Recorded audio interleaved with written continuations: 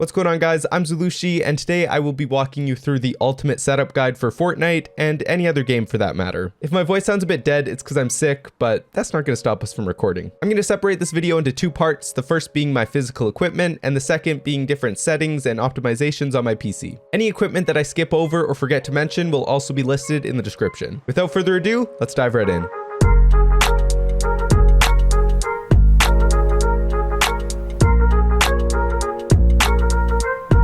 So we're going to start off with gaming peripherals. This is what a lot of people are looking for. What's the best keyboard for Fortnite, the best mouse, headset, and so on. I've tried a lot of different equipment, and here's what I've settled on. For my keyboard, I use the Razer Huntsman Mini with optical red switches. This keyboard is responsive, it has a fast actuation, and it's a 60% board, so it gives you a lot of mouse room. I went ahead and customized mine with some frost keycaps from SabaKeys and a custom aviator cable from Highstar. Moving on to my mouse, I use the Logitech G Pro Superlight. This mouse is almost perfection for me. It's lightweight, it has a comfortable shape, and it has nice and responsive clicks. One downside is the stock mouse feet, which don't have the best glide. I replaced the feet on my mouse with some from Tiger Ice, and it helps significantly. One thing to note, make sure to actually use the wireless extender that comes included with your mouse and place it somewhere near to where you use the mouse, like at the top of your mouse pad. I see a lot of people plug the wireless dongle straight into their PC, which is far away or under their desk, and this can lead to some mouse connectivity issues. Next up, we have my headphones. These are the Technica AD700Xs. It feels like there's a cloud resting on my head, so comfy. One thing I really like is that these headphones have a nice wide soundstage, so it's super easy to pinpoint enemy footsteps in game.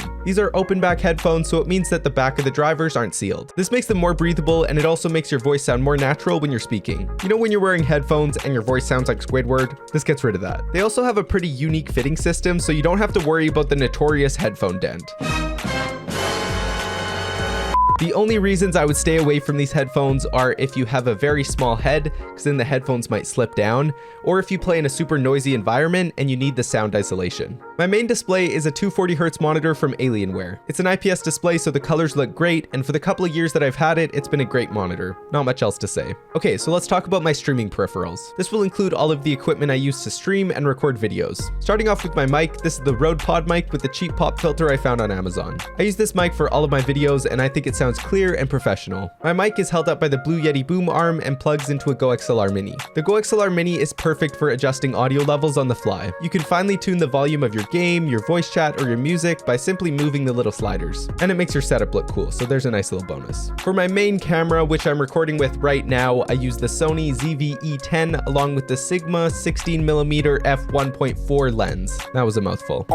This combo provides a crisp and professional image, which looks amazing in my opinion. Oh, and I use the Elgato Cam Link to plug the camera into my PC. For my hand cam, I use the Logitech C922, which is mounted on top of my top monitor. For stream shortcuts, I use the Elgato Stream Deck XL along with the Elgato foot pedal. These both serve to trigger scene changes, sound effects, and pretty much any other shortcut that you can think of. Super handy. Okay, so here's my beauty of a gaming PC and a quick specs list.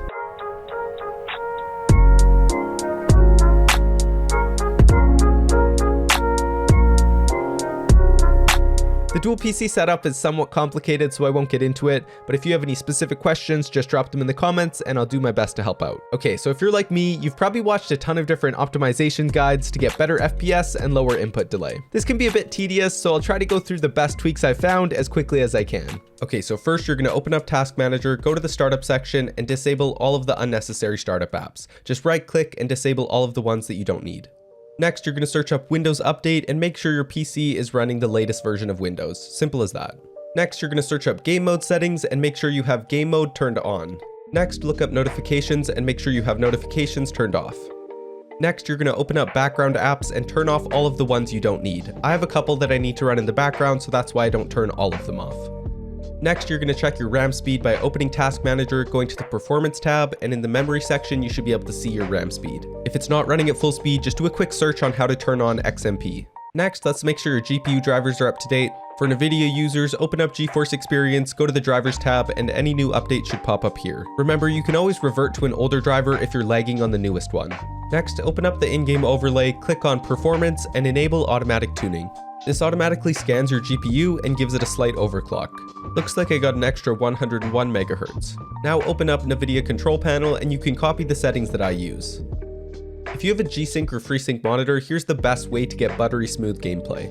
Make sure you have V-Sync turned on in the NVIDIA Control Panel. Then go to Setup G-Sync and then enable G-Sync with the settings that I'm using. Now we're going to set a custom FPS cap by pressing Windows R, typing in %local app data %, go to Fortnite game, click on saved, go to config, Windows client, and then game user settings.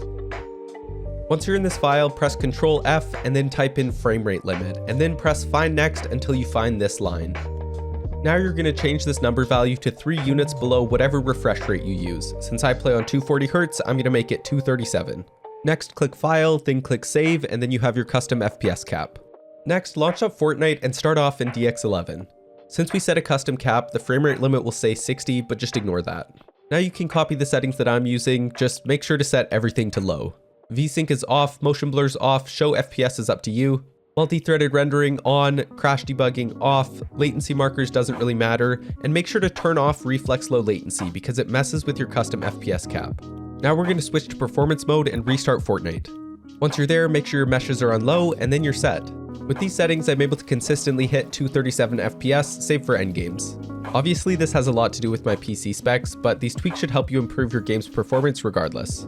So that, ladies and gentlemen, wraps up my ultimate Fortnite setup guide. I hope I could help some of you out. Like I mentioned before, if you have any questions, just drop them in the comments and I'll answer you. You guys know the deal. Like the video if you enjoyed, subscribe if you're new, and use code Zulushi in the item shop to support me. See you guys in the next one. Peace.